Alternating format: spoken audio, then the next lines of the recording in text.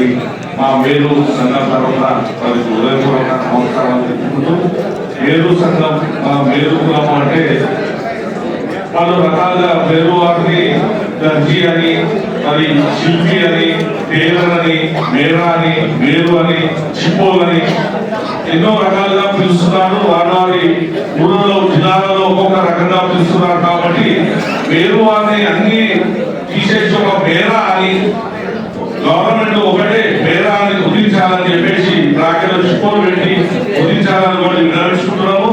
అదేవిధంగా మరి దర్జీ వృత్తిలో మరి ప్రభుత్వము దర్జీ వారికి ప్రభుత్వం నుంచి ఏవైతే బట్టలు స్టోర్ ఉండడానికి మరి ఈరోజు రెడీమేడ్ రంగం రావడం వల్ల దర్జీ టైలరింగ్ పై బ్రతుకుల వారి బ్రతుకులు చాలా ఉదాహరణంగా మారిపోయినాయి. ఎందుకంటే రెడీమేడ్ వృత్తి రావడం వల్ల మా దర్జీ వాళ్ళకి పర్లేదు చాలా మంది కూడా రోడ్డుపై రావడం జరిగింది. కాబట్టి ప్రభుత్వ పరంగా వచ్చే ఏ బట్టలు ఉండడానికి ఇచ్చినా కూడా మా దర్జీ వాళ్ళకి అంటే పేదవారికి ఇవ్వాలని చెప్పి కోరుతున్నాం. అదేవిధంగా మరి దర్జీ పనిపై వృత్తిపై అయితే ఆధారపడి ఉన్నామో వారందరూ కూడా మరి కూర్చొని ఉండడం వల్ల వారికి నడుము నొప్పులు, మరి మెడ నొప్పులు, కంటి చూపు తగ్గడం జరుగుతుంది. కాబట్టి వారికి 50 ఏళ్ళకే పెన్షన్ ఇవ్వాలని చెప్పి మీ ద్వారా మేము ప్రభుత్వాన్ని కోరుతున్నాం.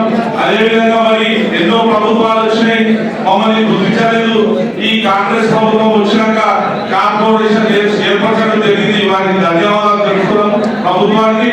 మరి కార్పొరేషన్ ఏర్పరచింది కానీ మరి చైర్మన్ ఇంకా నిర్ణయించలేదు. కాబట్టి కార్పొరేషన్ చైర్మన్ త్వరగా ఇచ్చి వారి ద్వారా నిధులు విడుదల చేస్తే మరి మా దర్జీ వారికి ఆ నిధులు త్వరగా అందుతే ద్వారా మా దర్జీ వారు కొద్దిగా బాగుపడతారని చెప్పేసి మేము కోరుకుంటున్నాం స్వామి.